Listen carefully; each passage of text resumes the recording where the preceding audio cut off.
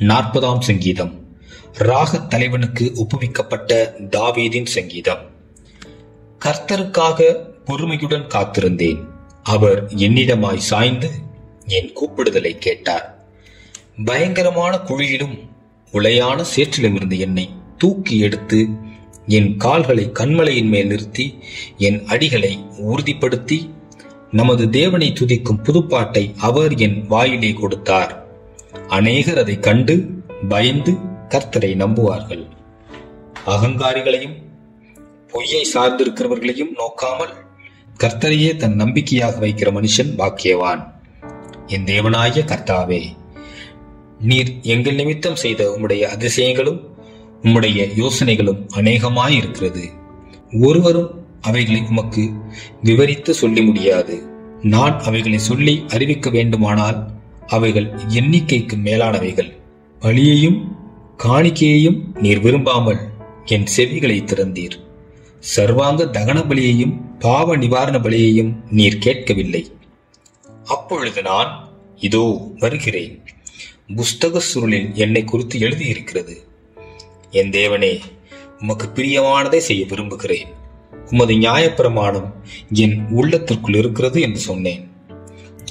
மகா சபையிலே நீதியை பிரசங்கித்தேன். என் உதடுகளை மூடேன். கர்த்தாவே, நீர் அதை அறிவீர். உம்முடைய நீதியை நான் என் இருதயத்துக்குள் மறைத்து வைக்கவில்லை.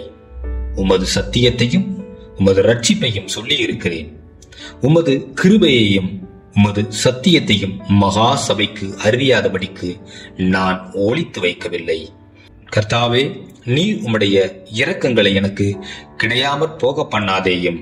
உமது கிருபையும் உமது உண்மையும் எப்பொழுதும் என்னை காக்க கடவது. எண்ணிக்கைக்கு அடங்காத தீமைகள் என்னை சூழ்ந்து கொண்டது. என் அக்கிரமங்கள் என்னை தொடர்ந்து பிடித்தது. நான் நிமிர்த்து பார்க்க கூடாதிருக்கிறது. அவைகள் என் தலைமயிரிலும் அதிகமாயிருக்கிறது. என் இருதயம் சோர்ந்து போகிறது.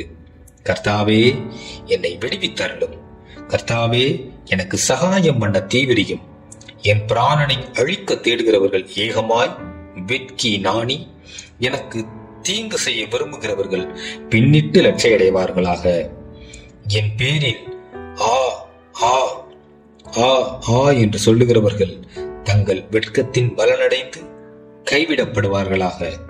உம்மை தேடுகிற அனைவரும் உமக்குள் மகிழ்ந்து சந்தோஷப்படுவார்களாக. உம்முடைய ரட்சிப்பை விரும்புகிறவர்கள் கர்த்தருக்கு மகிமை உண்டாவதாக என்று எப்பொழுதும் சொல்வார்களாக. நான் சிறுமையும் எளிமையுமானவன். கர்த்தரோ என் மேல் நினைவாயிருக்கிறார். தேவரீர் என் துணையும் என்னை விடுவிக்கிறவருமாயிருக்கிறீர். என் தேவனே, தாமதியாதேயும்.